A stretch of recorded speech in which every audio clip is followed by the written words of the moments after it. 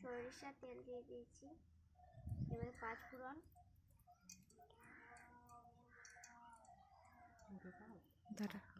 এবারে পাঁচফোড়ন দিয়ে দিলাম।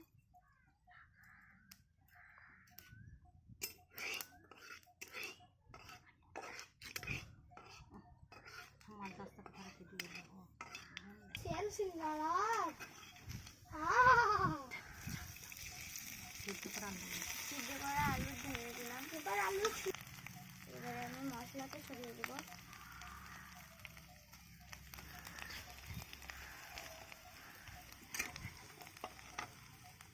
হলুদ গুঁড়া,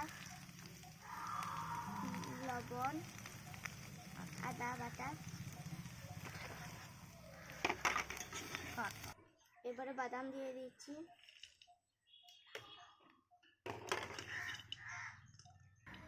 এবারে চিনি দিয়ে দিচ্ছি আর ধনে পাতা কুচি দিয়ে দিচ্ছি। আমার পুরটা বানানো হয়ে গেছে, এবার নামিয়ে নিচ্ছি।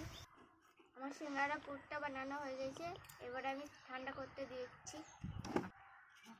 আটাটা মেখে নিচ্ছি। 1 কাপ তেল দিয়ে দিচ্ছি, চিনি, নুন দিয়ে দিচ্ছি।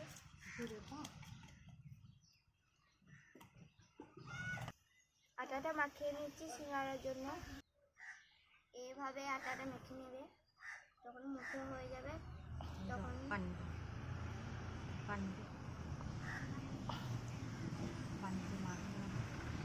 দিয়ে আমি আটাটা মেখে নিচ্ছি। মাখানো হয়ে গেছে। এই যে আমার আটাটা মাখানো হয়ে গেছে। কালো জিরে দিয়ে দিচ্ছি। এই যে আমার খালা লেচি কেটে নেবে। এগুলো সিঙ্গারা বানানোর জন্য সব লেচি কুটো কাটা হয়ে গেছে। এই যে একটা রুটি বানিয়ে নিচ্ছি সিঙ্গারার জন্যে। সিঙ্গা হয়ে গেছে, এইরকম মাঝারি করে বেলে নিতে হবে, 2 পিস করে নিতে হবে, 2টো সিঙ্গারা বানানো হবে। এই যে এবারে মোড়ানাটা দেখাইছি,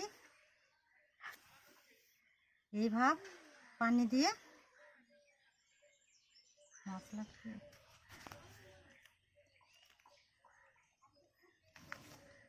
পুরটা ভরে দিচ্ছি।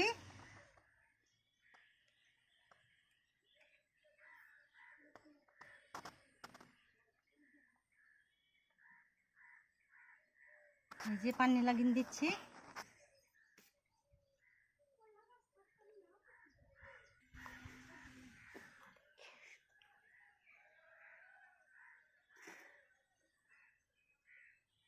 এই যে বানানো হয়ে গেল। এই যে আমার সব সিঙ্গারা কোটা বানানো হয়ে গেল পুর ভরা। এবারে পায়েল তেলে ভাজবে। এই যে গরম গরম সিঙ্গারা।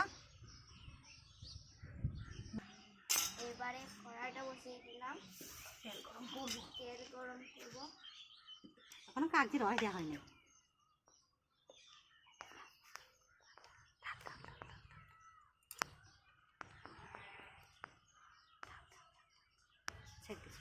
তেল গরম হয়ে গেছে, এবারে সিঙ্গারাটা ছাড়ছি।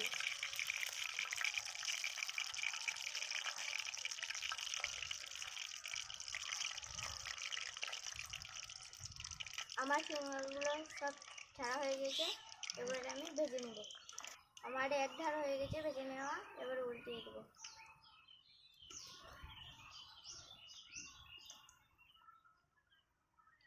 এবার ভালো করে সিঙ্গারাটা ভেজে নিব। আমার সিঙ্গারাগুলো ভাজা হয়ে গেছে, এবারে আমি তুলে নিচ্ছি।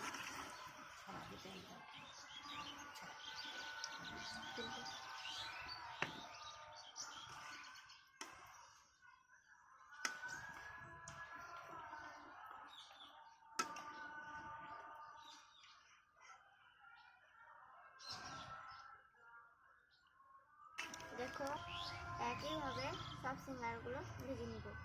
এই সিঙ্গারগুলো আমার ভাজা হয়ে গেছে, এবারে আমি তুলে নিচ্ছি। এই যে আমাদের সব সিঙ্গারগুলো ভাজা হয়ে গেছে, এবারে তুলে নিব। সিঙ্গারাগুলো আমার সব বানানো হয়ে গেছে। ভালো লাগলে লাইক, কমেন্ট, শেয়ার এবং সাবস্ক্রাইব করে দেবেন। কেমন হয়?